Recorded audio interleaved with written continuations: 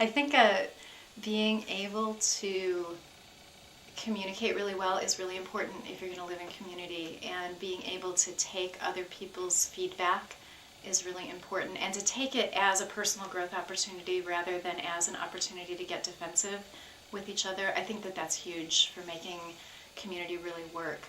I think being curious about other people's perspectives is really important, and being willing to try things out that maybe you wouldn't have tried on your own and if you were living in isolation. I think those are really important characteristics. And, I think having something that's sort of hard to name, some sort of zest for life, like just being really dedicated to living your life fully and letting that guide where you go in your life, I think is really important. I also think that having a sense of like whatever your North Star is in your own life, like what's that piece of your vision for making the world a better place, and letting that sort of pull you along, I think makes a really big difference as well. Humor. I think the other thing that's really important is like having a sense of humor about things, because it's so easy to get worn down by the closeness of living together, and if you can't keep some perspective on it and keep some humor on it, I think you get lost really fast. Well, I think a number one difficult thing about community is conflict, and I don't think we navigate it very well as a culture. And so people come into community and your stuff comes up and you can't really get away from it. Like a lot of times in people's lives, if they're set up with the kind of 9-to-5 job thing, it's like you can leave your conflicts at work and go home, or you can leave your conflicts at home and escape to work, and you don't get that space living in community. And so you really have to learn how to work things out, and we don't have very good models for how to do that in general. So I think that's probably the number one growth edge that I think communities are still in. And I think we're doing pretty well with figuring stuff out, but it's not simple stuff, and a lot of people give up really fast. I'd say that's the number one thing. I think the most challenging thing for me personally has probably been giving up a certain amount of independence. Like, I'm a very, very independent person. Like, I'm one of those people that likes to do what I do when I do it, and it's been a really big growth process for me, getting it that it's actually more valuable to not just do what I want to do when I want to do it, but to actually take into account what's going to work for other people around me. And sometimes I get really impatient with it. It comes out a lot with parenting. Being a parent in community, you feel like, even if it's not true, you feel like you're sort of under the glass all the time.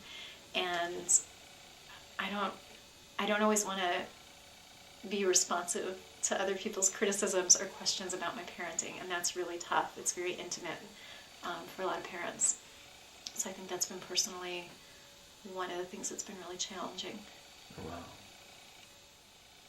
We're slowly expanding into really being a village, but there's some basic aspects of village life that are kind of missing, and I think it's at those ends of the extremes. Like, I feel like we're still a really solid group of friends, and we have a lot in common, and I'd like to see us stretch more. And one of the ways that comes out really concretely is like having more space for people who are working class and not necessarily trained in the sort of middle class polite ways of communicating and that sort of thing. So I think I'd like to see us push the envelope a little more on our diversity, which we're slowly doing, but I'd like to speed that up a little bit. Mm-hmm. So there's a number of reasons why I think that my community, and I think communities in general, would be served by expanding our demographics a bit. One of them is that I think there is a really wide range of work that needs to happen in community, and that different groups of people tend to have their favorite things that they've been trained into, or things that that their parents did that they passed along to them. And I think the more diversity you have, the more full range of ease you have in what's actually happening in the community. And I think there's a lot of reasons why we aren't a particularly diverse movement at this point. I think one of them is that community requires a high degree of communication and a high degree of sensitivity, and that has gotten defined in very middle class ways, as far as what is acceptable behavior. And so I think that being able to expand out to include people who communicate in different ways is going to open up the movement to a lot of different people being able to play in a way that's really comfortable for them, rather than having to squish into the middle class white box in order to do it. I have a lot of friends who are people of color, and they're really amazed that I am so gung-ho about intentional community. And as I've had conversations with them about what's important to me about community, one of the things that we've realized is that a lot of them never lost community as far as what their families passed down to them. Like a lot of my Black friends and Hispanic friends they still get those needs met in their really big extended family zones, or in having neighbors that really look out for each other. And, white people are really bad at it in general. And so I think that the movement is partly very white, because white people are having to learn skills that the rest of the world still has in a lot of ways. And so I really get why people of color don't necessarily want to play with this movement that I'm really dedicated to, because it's like, why would you want to play with somebody who's like taking baby steps in something that you have in your bones?